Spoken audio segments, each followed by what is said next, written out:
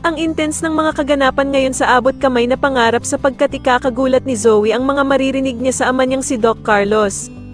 Dito nga ay biglang tatawag si Doc Carlos kay Zoe para balaan ito na wag nang babalik ng Pilipinas dahil nga sa mababalitaan ito na nagkamalay na si Don Pepe. Samantala ay kakausapin ni Eric si Giselle at pagsasabihan niya nga ito na pagdating nga daw sa trabaho ay wala namang problema kay Giselle dahil sa matalino naman daw ito at palaging tama pero pagdating nga lang sa personal life ay palagi daw itong palpak.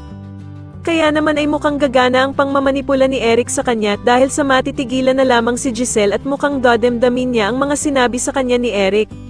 Sa kabilang banda naman matapos ngang matanggap si Justin sa Apex, sa unang araw nga nito bilang HR ay maglilibot ito upang masaulo niya nga daw ang buong ospital.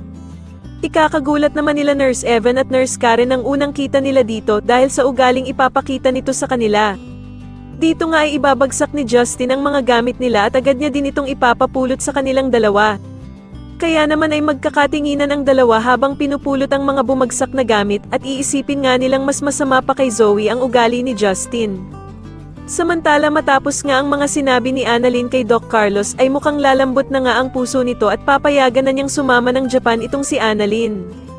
Sa kabilang banda naman matapos ngang malaman ni Doc Carlos na sumama pala ang anak niyang si Zoe kay Moira sa Japan ay agad niyang pagsasabihan ito na wag nang sumama palagi sa ina niya dahil kapag nagising nga daw si Don Pepe ay siguradong madadamay siya. Pero mukhang tanggap na nga ni Zoe ang kalalagyan nilang mag-ina at sasabihin nga nito na nagpapakasaya na nga lang daw silang dalawa habang wala pang ang malay itong si Don Pepe.